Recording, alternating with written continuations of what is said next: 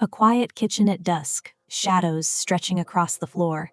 A birthday cake glows with 50 flickering candles, chocolate frosting gleaming under the light. But no one's there to sing. I sit alone, Ellen, my face lit by the flames, eyes stinging.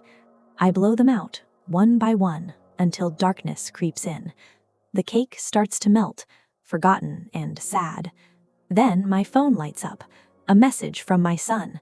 "Mom, honeymoon in Bora Bora is a dream. 50K needed.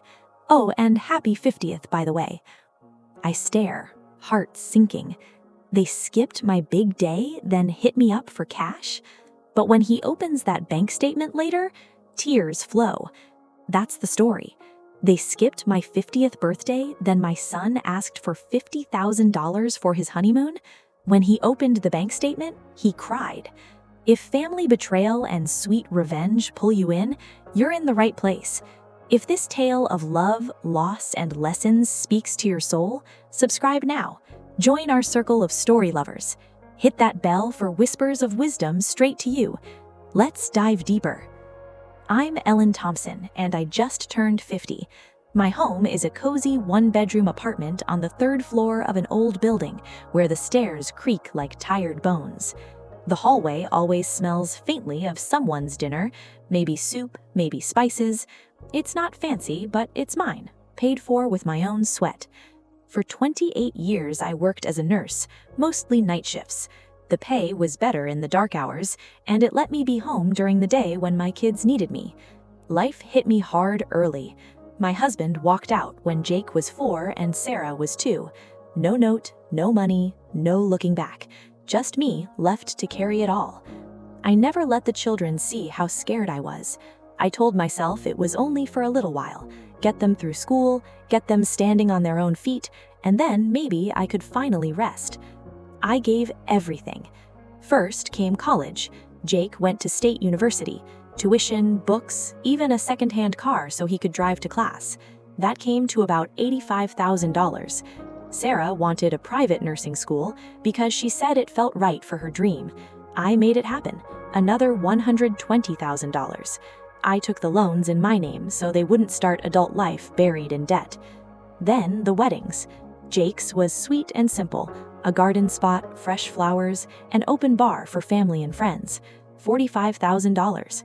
Sarah dreamed of something magical.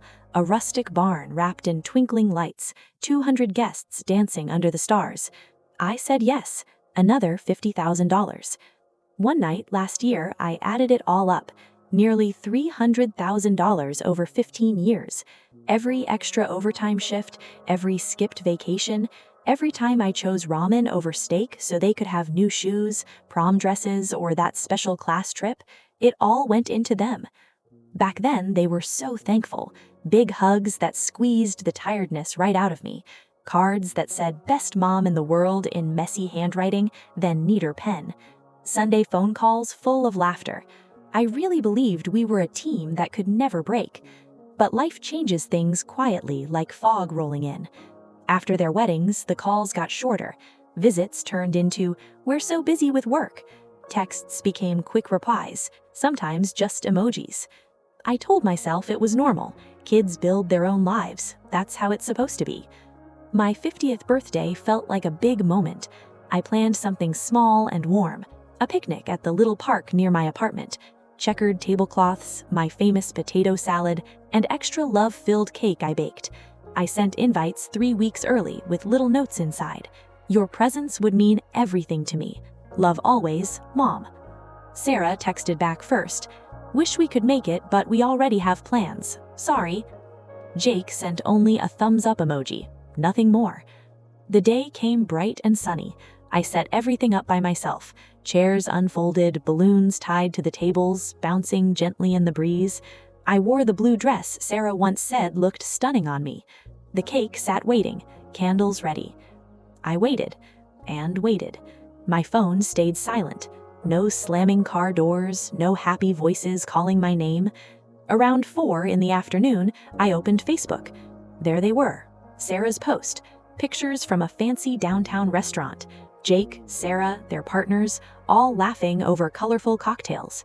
Caption, family vibes forever. My stomach twisted. They were together, just not with me. I packed up the untouched food in silence, carried the cake home and put it in the fridge.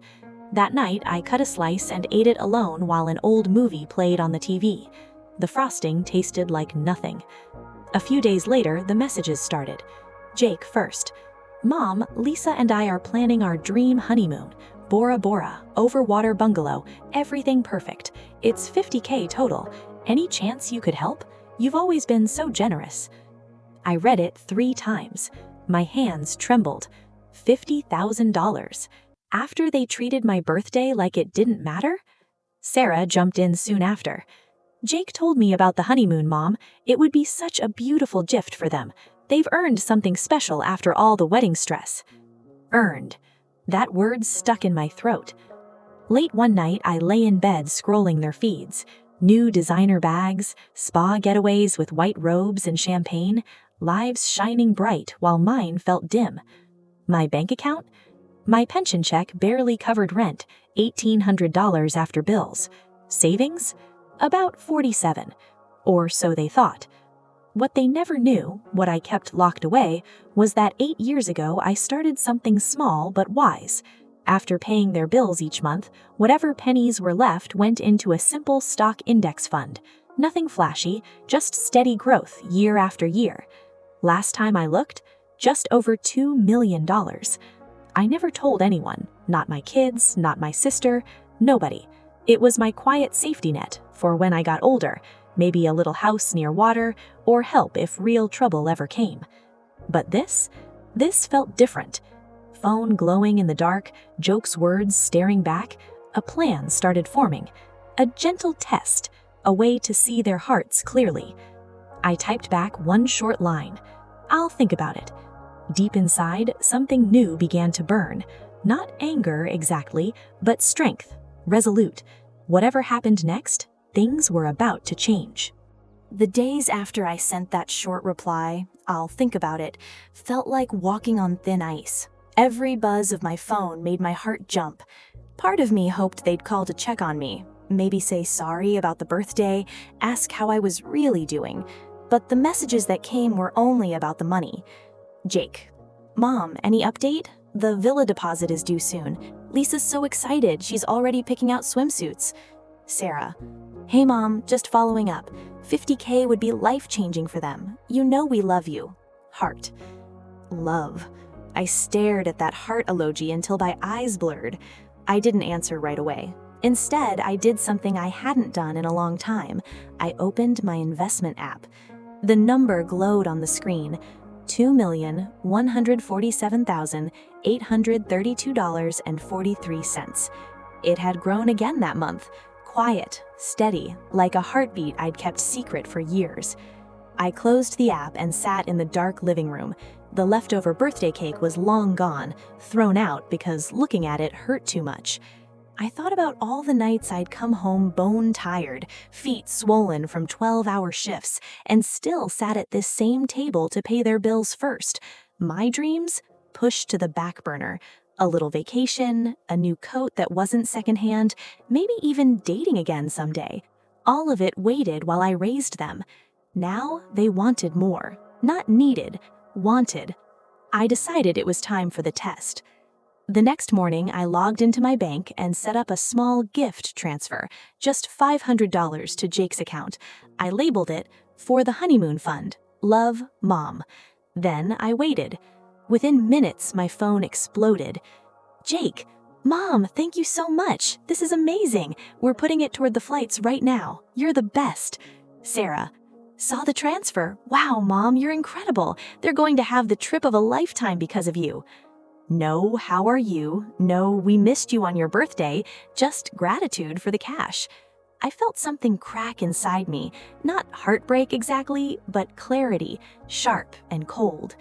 I didn't send more. Instead, I called my old financial advisor, Mr. Patel, the one who helped me set up the index funds years ago. He was surprised to hear from me. Ellen, it's been too long. Everything okay? I need to move some things around, I said. I want to set up a new account, something visible but not the main one. We talked for an hour. By the end, I had a plan. I created a shiny new family support checking account and transferred exactly $50,000 into it from the main portfolio. Then I printed a fake bank statement, clean, professional looking, showing a balance of $87.42. On the second page, in small print at the bottom, I had Mr. Patel help me add one real line. Available overdraft protection linked to investment account number XXXX. Current value $2,147,832.43. I folded the statement into an envelope, wrote Jake's name on it in my neat handwriting, and added a short note. Jake and Lisa, here's a little something toward your dream honeymoon. I hope it brings you joy. All my love, Mom. I drove to the post office myself. No tracking, just regular mail. It would take 3 or 4 days to arrive. While I waited, I kept quiet. Their texts kept coming. Pictures of resort photos, can't wait captions, hearts everywhere. I liked a few posts, said nothing.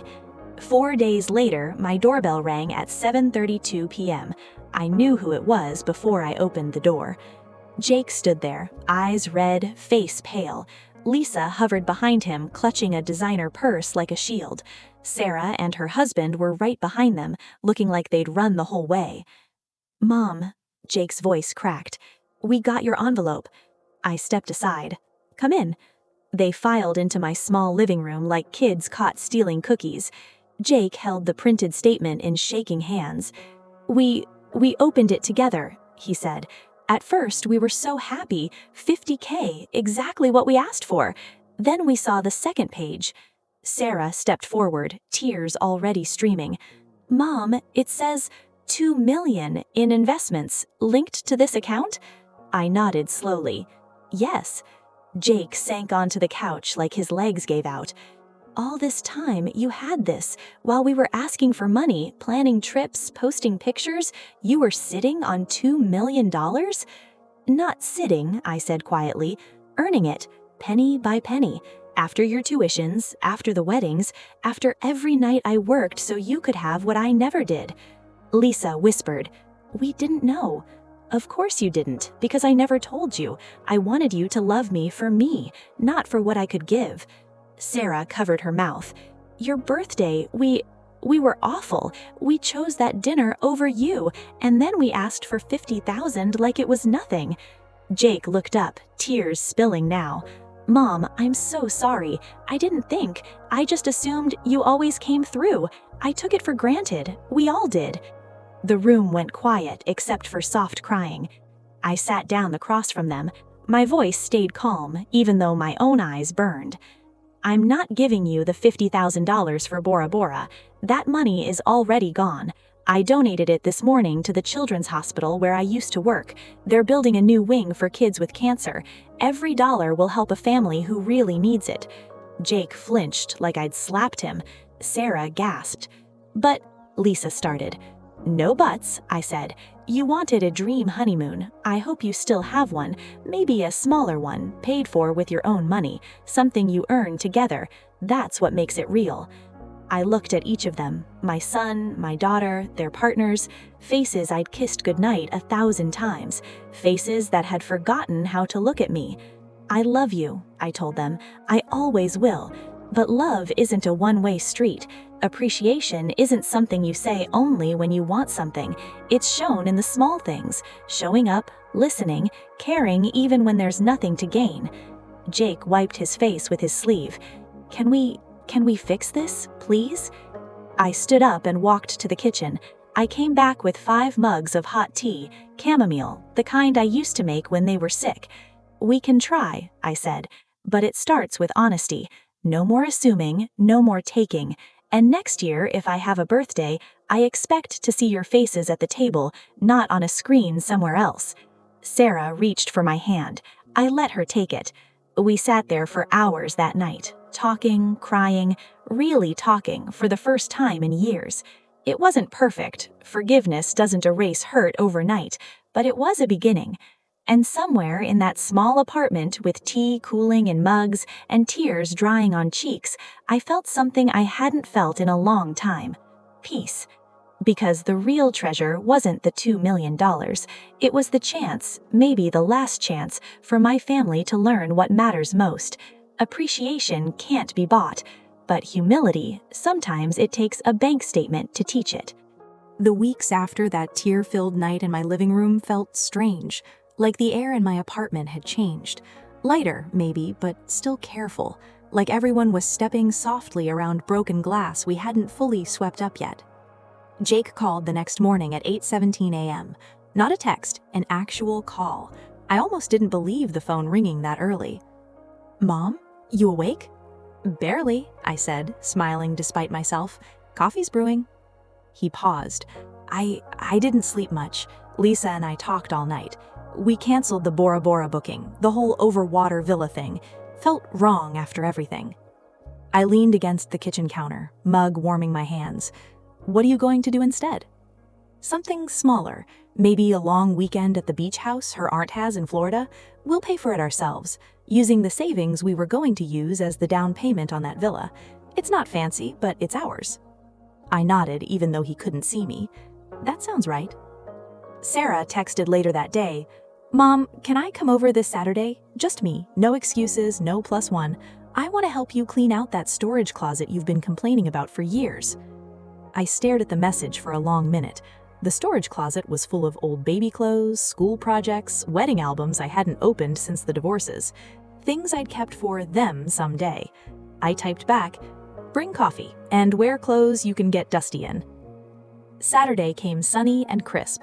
Sarah showed up at 10 a.m. sharp with 2 large lattes and a box of donuts. No makeup, hair in a messy bun, old jeans. She looked normal, like the girl who used to sit at my kitchen table doing homework while I folded laundry. We didn't talk much at first, just worked, pulled out boxes, sorted papers, laughed at old report cards. Jake's kindergarten one had a drawing of our family, me with a giant smile and a stethoscope, him holding my hand, Sarah a tiny stick figure with pigtails. She held it up, eyes shiny. "I forgot how much we drew you bigger than everyone else." "You were little," I said softly. "Everything looked bigger then." She set the paper down carefully. "Mom, I'm sorry. Not just for the birthday, for all of it. The way we stopped calling, the way we only reached out when we needed something.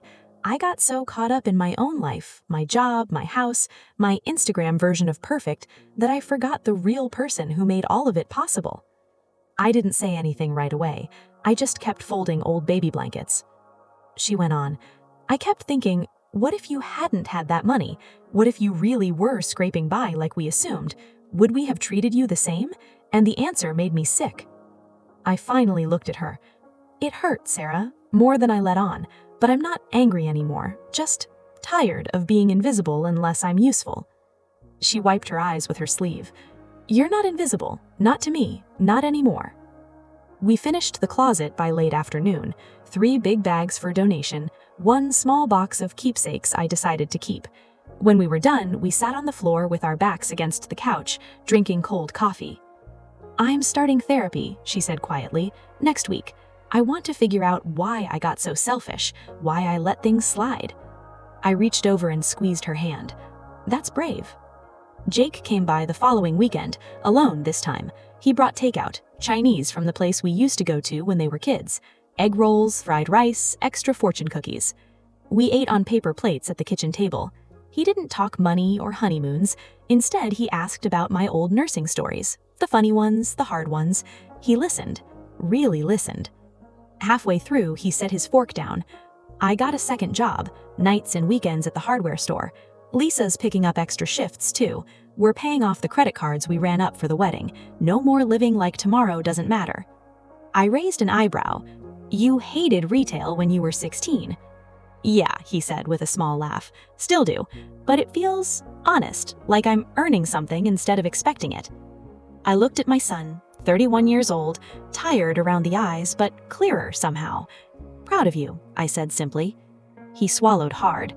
"Thanks, Mom. That means more than you know."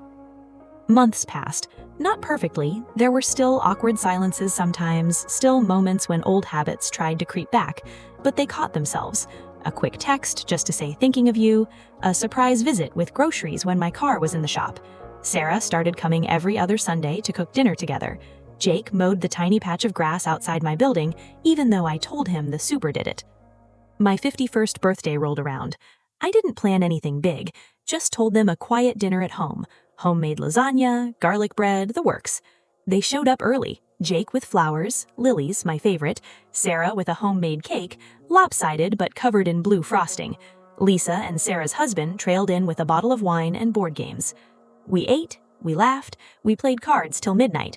No one posted pictures, no fancy restaurant, just us around my scratched kitchen table, candles flickering on a cake that tasted like love instead of loneliness.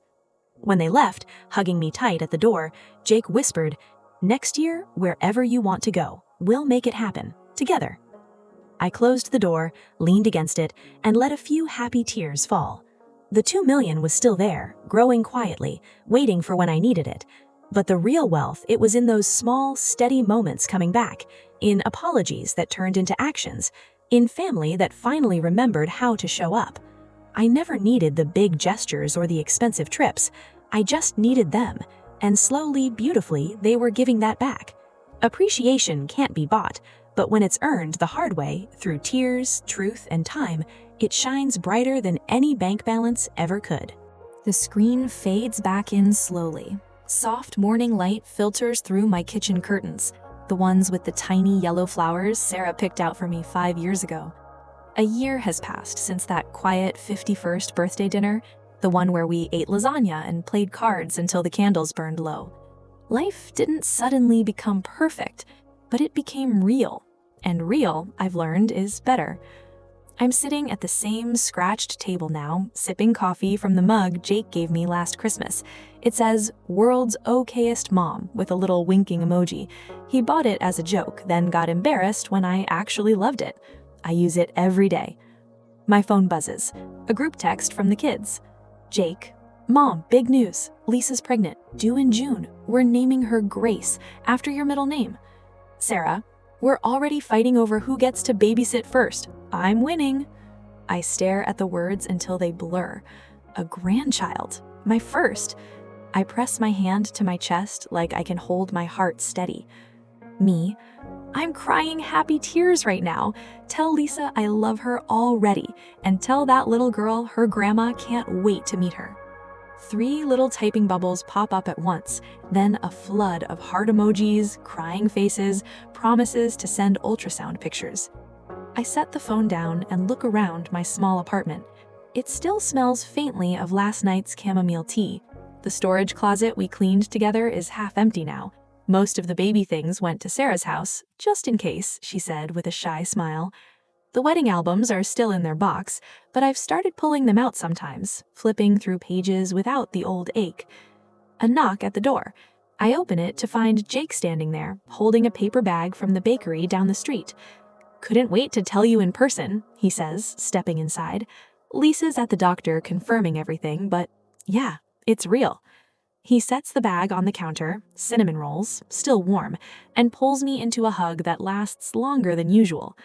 "I keep thinking," he says against my shoulder, "what if we hadn't shown up that night with the bank statement? What if you just said no and we'd walked away mad? I'd be missing this, missing you, missing all of it." I pull back and look at him. My boy, not so much a boy anymore, lines around his eyes from late nights at the hardware store, but softer now, kinder. "You showed up," I tell him. "That's what matters. Not the money, not the mistake, the showing up after." He nods, throat working. "We almost didn't. Sarah and I talked about it in the car on the way over. We were scared you'd slam the door, or worse, look at us like strangers." I almost did, I admit, but I remembered the little boy who used to draw me with a giant smile and a stethoscope, and the girl who used to crawl into bed with me when she had nightmares. I couldn't shut that out. We sit and eat cinnamon rolls straight from the bag, sugar dusting the table. He tells me about the tiny apartment they're in now. No Bora Bora dreams, just a 1-bedroom with a little balcony where they're planning to put a crib. Lisa's picking out secondhand nursery furniture. They're excited about it, not embarrassed. Later that afternoon, Sarah arrives with her husband, carrying a big canvas tote. Inside, yarn, knitting needles, a pattern for a baby blanket. "I'm terrible at this," she laughs, "but I'm going to learn, for Grace." We spend the afternoon on the couch, me showing her the basic stitches my own mother taught me decades ago. Her husband watches football quietly in the background, occasionally glancing over with a smile. It feels normal, like family is supposed to feel. As the sun sets, they all leave with hugs and promises to text daily ultrasound updates. I close the door and stand in the quiet for a moment.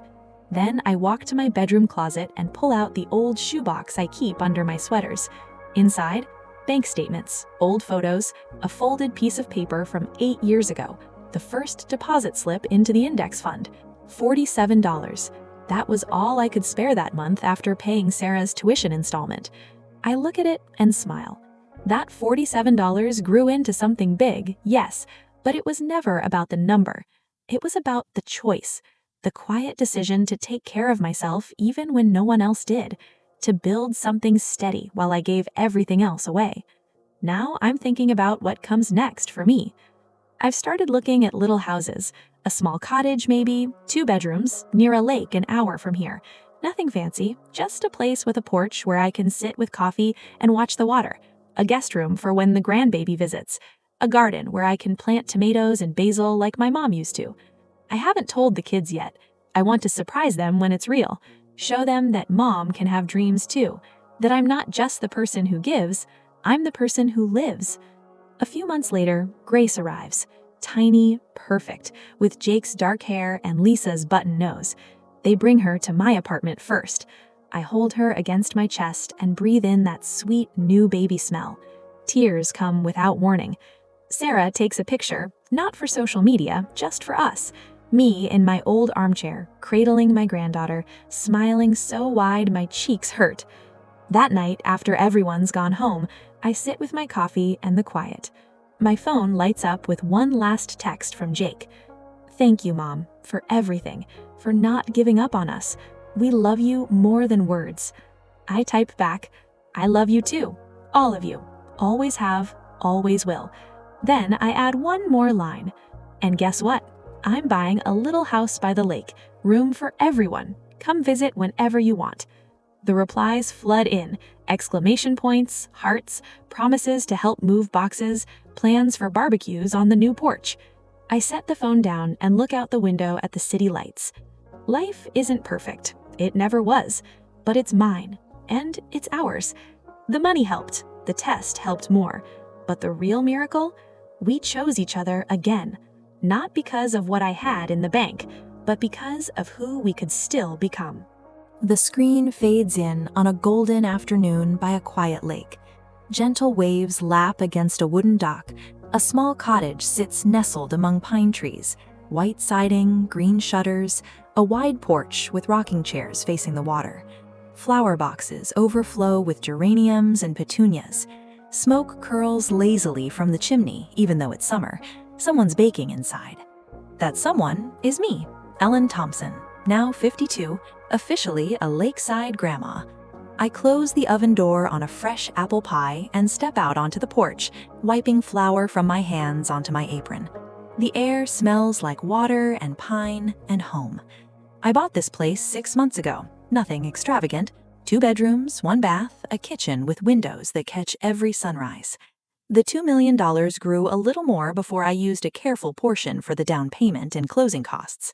The rest stays invested, growing quietly for whatever comes next. A safety net, not a spotlight. Grace is 6 months old now. Chubby cheeks, dark curls, and a laugh that echoes across the water when Jake bounces her on his knee. They come most weekends. Sarah and her husband drive up from the city, bringing side dishes and stories. Lisa's parents join sometimes too. The porch gets crowded, but in the best way. Today is one of those days. Cars pull up the gravel drive around noon. Jake lifts Grace from her car seat, her little fists waving. She spots me and squeals, arms reaching. "Come here, sweet girl," I say, taking her. She nestles against my shoulder, warm and milky smelling. Sarah hugs me from the side. "Smells like pie in there, Mom. You trying to make us all move in permanently?" "Wouldn't mind," I tease. "Plenty of room for cribs and chaos." We set up outside, blankets on the grass, a portable grill for burgers, a cooler of lemonade. The kids play cornhole while Lisa and Sarah's husband chase Grace as she army crawls toward the water's edge. We stop her every time, laughing. Jake flips burgers, glancing over at me. "You look happy here, Mom. Really happy." "I am," I say simply. "Took a long time to get here, but yeah, I am." He nods, eyes soft. "We almost lost this, all of us." "But we didn't," I remind him. "You showed up. You kept showing up. That's what rebuilt it." Dinner stretches into the evening. We eat on the porch, plates balanced on laps, stories overlapping. Grace falls asleep against my chest while I rock in the chair. The sun dips low, painting the lake orange and pink. Sarah pulls out her phone, not for posting, but to show me pictures from the week. Her at work, smiling in scrubs. Jake and Lisa at a park with Grace. Ordinary moments, real ones. "No filters," she says quietly, "just life." I kiss the top of Grace's head. That's the best kind. As the stars start to peek out, everyone packs up slowly. Hugs at the cars, promises to text when they get home safe. Jake lingers last, Grace now in her car seat, drowsy. "Thanks for today, for everything, for giving us a second chance to be a family the right way." I touch his cheek. "You gave me one too, kiddo, don't forget that." He smiles, my boy's smile, the one that used to light up after a long shift, when he'd run to hug me at the door. They drive off, taillights fading down the gravel road. I stand on the porch until the dust settles, then go back inside. The cottage is quiet again, but not empty. It feels full, of memories being made, of forgiveness that stuck, of love that learned to stay. I cut a slice of apple pie, pour a cup of tea, and sit by the window watching the lake reflect the moon. The money was never the story. The skipped birthday, the $50,000 ask, the bank statement tears, those were just the wake-up call. The real story is what happened after. We chose repair over resentment. We chose showing up over convenience. We chose each other, not perfectly, not all at once, but day by day, choice by choice. And in that choosing, we found something money could never buy, a family that knows how to love back. I raise my mug to the empty room, to the lake, to the little girl who carries my middle name, to Grace, and to second chances. The screen opens on a crisp autumn morning 2 years later. Leaves in shades of amber and crimson drift across the lake like slow-falling confetti. The cottage porch is wider now. Jake and Sarah insisted on adding extra boards last summer so there'd be room for more rocking chairs. A new swing hangs from the big oak tree, creaking softly in the breeze. A child's laughter rings out before anything else is seen. Grace is 2.5 now, wild, dark curls, fearless grin, and legs that never stop moving. She toddles across the grass in bright red boots, chasing a butterfly that's already flown away. Behind her, a tiny shadow follows, her 6-month-old cousin, little Theo, bundled in a carrier on Sarah's chest. He watches everything with wide, serious eyes, the way Sarah did as a baby. I stand at the porch railing, coffee in hand, watching them. My hair has more silver threads these days, but I've stopped dyeing it. Feels honest, feels like me. Jake appears around the side of the house, carrying a stack of firewood. He's put on a little dad weight, happy weight, Lisa calls it, but he still moves with that same quick energy he had as a teenager racing to catch the school bus. "Morning, Mom," he calls. "You plotting world domination with that coffee or just enjoying the view?" "Little of both," I reply. "Where's Lisa?"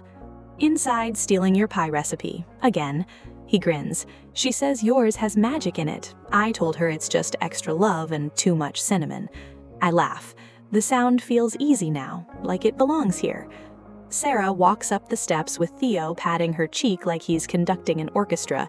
"Mom, this kid thinks your face is a drum. Help." I take him, kiss his soft forehead. He smells like baby shampoo and fresh air. "Come here, little man. Grandma's got you." We settle into the rocking chairs. Grace climbs onto my lap, demanding, "Story, Gamma, story." I start the one about the brave nurse who worked nights so her kids could dream big. They've heard it 100 times, but they still listen like it's new. Grace adds her own ending every time. "And then the nurse got a big house by the water and all the pie."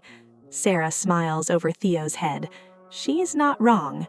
The screen door opens. Lisa steps out with a tray, slices of still warm apple pie, forks, and napkins. She's glowing, the way people do when life feels full instead of frantic. Found the secret ingredient, she announces. It's the pan, Mom's ancient cast iron one. I'm never giving it back. Keep it, I tell her. It's yours now. Family heirloom.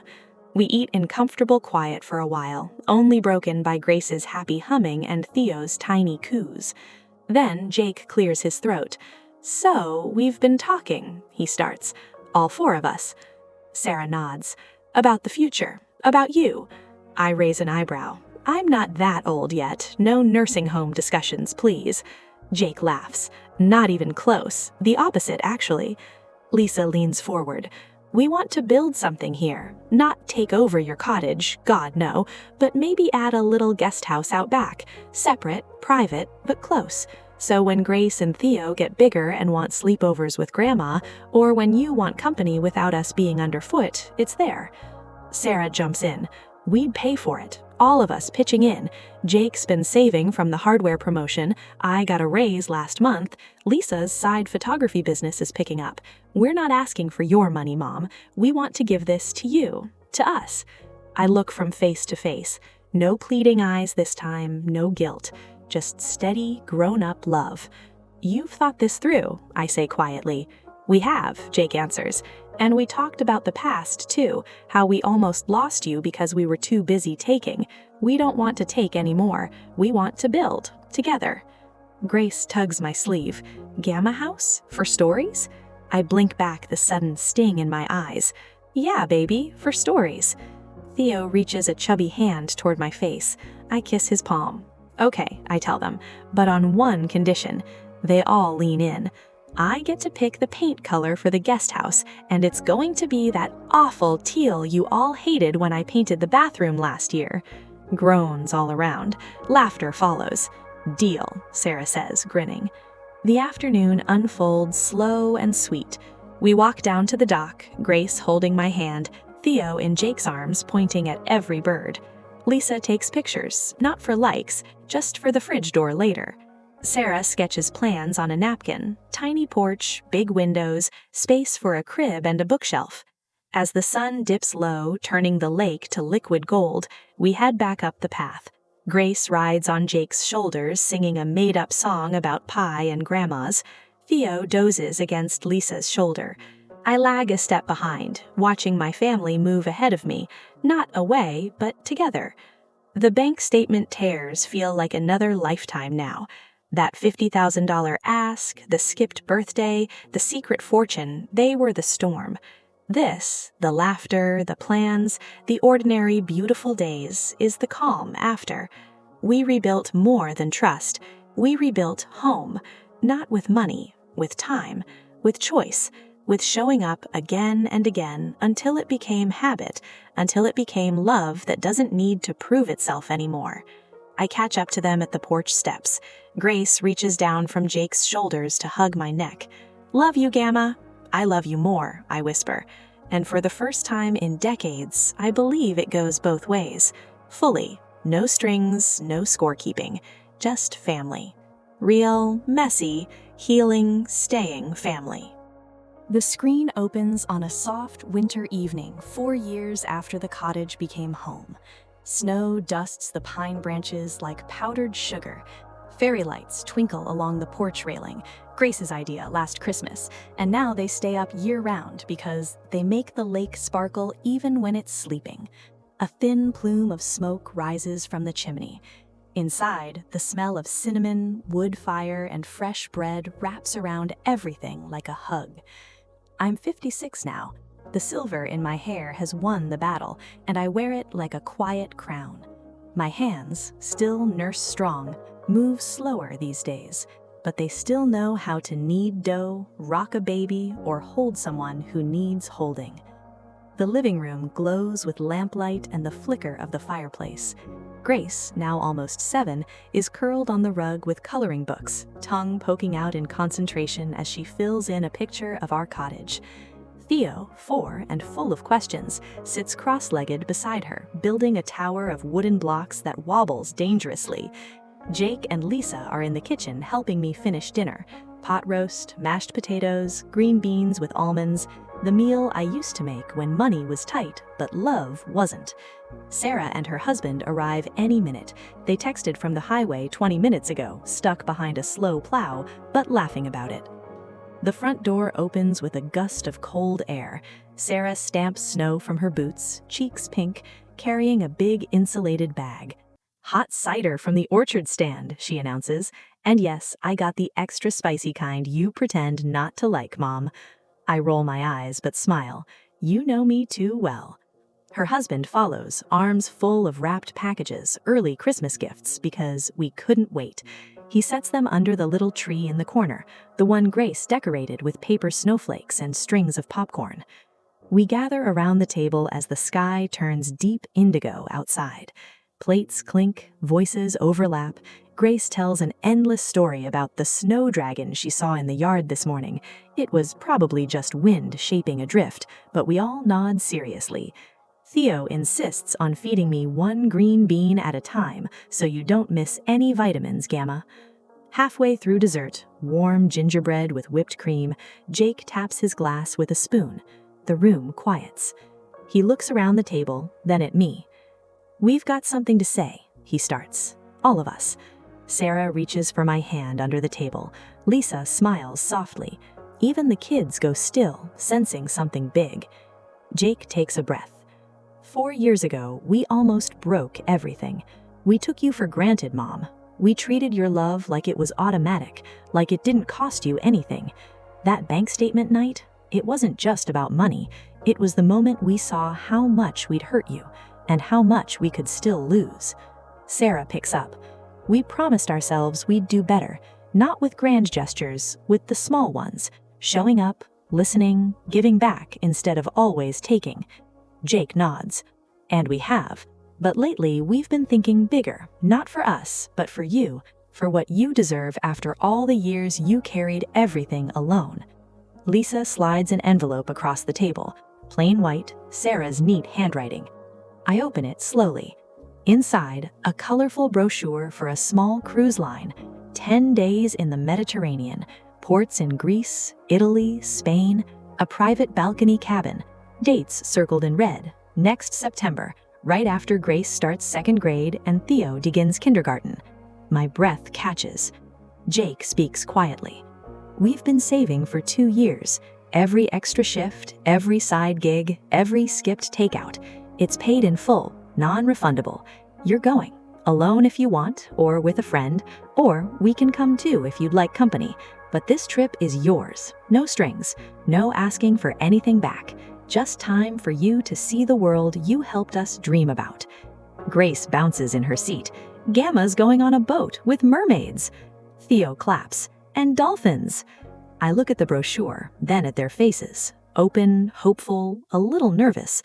Tears prick my eyes, but they're different this time. Not from pain, from fullness. "I don't know what to say," I whisper.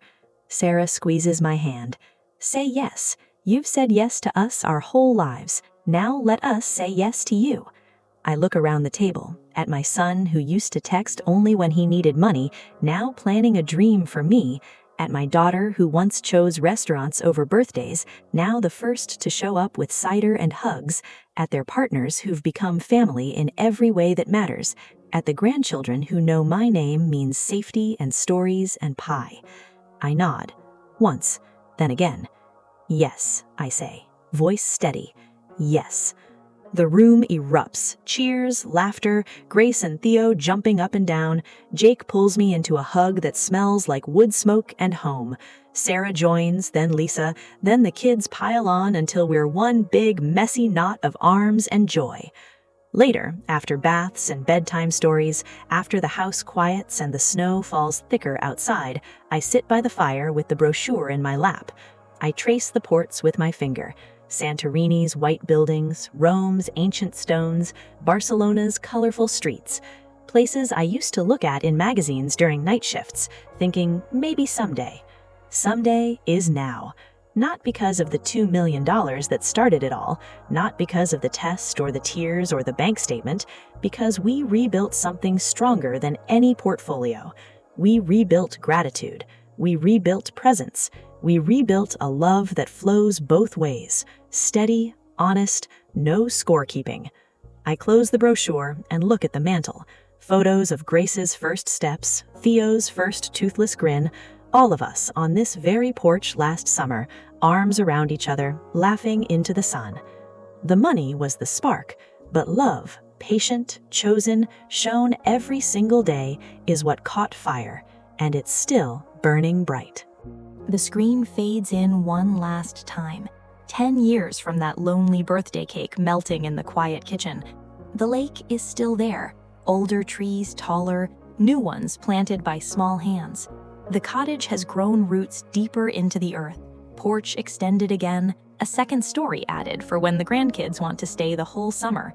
A wooden sign by the driveway reads Thompson Haven in Grace's careful teenage handwriting, painted when she was 12 and still insisted on adding extra hearts.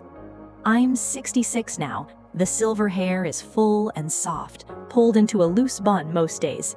My hands carry the map of a life well lived, faint scars from old IV lines, laugh lines that crinkle when Grace or Theo or their little sister Mia, born 3 years ago, a surprise gift to Jake and Lisa, makes me smile. I move slower, yes, but every step feels earned. It's early June. The air smells of cut grass, lake water, and the barbecue Jake has going down by the dock. The whole family is here, not just for a weekend, but for the whole month. No one asked permission, they just showed up with suitcases, groceries, and plans. Sarah's husband is teaching Theo how to fish, mostly how to untangle line. Lisa and Sarah are inside stringing fairy lights across the beams because summer deserves sparkle. Grace, Mia's big sister now, chases her little brother across the yard with a water gun, both of them shrieking with joy. I sit on the porch swing, a quilt across my lap even though it's warm. A cup of chamomile tea steams beside me. From here I can see everything. The laughter rising like bubbles, the way Jake glances up every few minutes to make sure I'm still smiling, the way Sarah pauses at the kitchen window to wave when our eyes meet. 10 years ago, I sat alone at a scratched table, blowing out candles no one sang to. I had $2 million in a secret account and a heart full of quiet hurt. Today, that money is still there, carefully managed, still growing, but it's the smallest part of the picture. What fills the frame now is this: people who choose me every day, not because I can give them something, because I am something to them. Jake walks up the path carrying 2 plates, burgers stacked high the way I like them, extra pickles. He sits beside me on the swing. "You okay, Mom?" he asks softly. "More than okay," I tell him. "Just remembering." He follows my gaze to the chaos below. "We almost didn't get here." But we did, because you kept coming back, because you learned what love looks like when it's not convenient. He rests his head on my shoulder for a moment, the way he did when he was small and scared of thunderstorms. You taught us that, by never stopping loving us even when we didn't deserve it. Sarah joins us, Mia on her hip. The little girl reaches for me immediately. I take her, kiss her sticky cheek. She smells like sunscreen and strawberries. "Grandma story time later?" she asks. "Always," I promise. The sun slides lower, turning the lake to molten gold. Someone starts a fire in the pit down by the water. Marshmallows appear, sticks are sharpened. Laughter floats up like music. I look at my family. My son, who once asked for $50,000 without thinking twice, now the man who checks my oil every visit and brings firewood without being asked. My daughter, who once posted family time without me in the frame, now the first to text thinking of you on ordinary Tuesdays. Their partners, who became mine too, the grandchildren who know my name means safety, stories, and second helpings of pie. The bank statement tears are a distant memory now.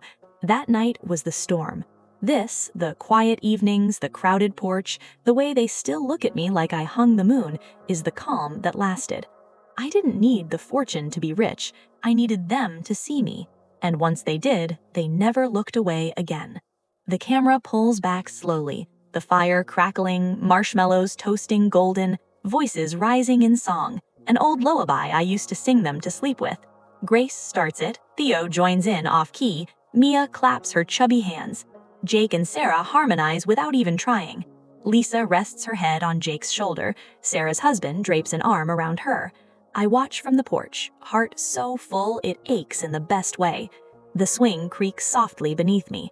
Somewhere, far off, a loon calls across the water, and for the first time in a lifetime, I feel completely at peace. Because love, real, chosen, stubborn love, always finds its way home. The screen fades to black on the glow of the fire, laughter lingering in the night air, fairy lights twinkling like stars brought down to earth. Thank you for walking with Ellen through every part, from the loneliest birthday to this final quiet joy. If her story wrapped around your heart the way it did mine while writing it, please leave a comment. What part of this journey stayed with you most? Or share one small way you've chosen love lately, even when it was hard. Your words have made this feel like a shared story. And now, a gentle AI disclaimer for complete honesty. This entire story, from the melting cake to the lakeside porch, is fictional. Ellen, her family, the $2 million portfolio, the $50,000 ask, and every tear, laugh, and lesson were created by me, an AI language model, to explore themes of family, forgiveness, appreciation, and second chances. No real people or events were depicted. It's a made-up tale meant to feel real, to stir emotion, and maybe to remind us all what matters most. If it moved you, that's the magic of storytelling, no matter who or what tells it. Thank you for being here, for feeling it with me, for making these parts feel alive. If stories like this, raw, hopeful, human, keep calling to you, subscribe and turn on notifications. More journeys are waiting. Until next time, hold your people close. They're the real fortune. With gratitude and love.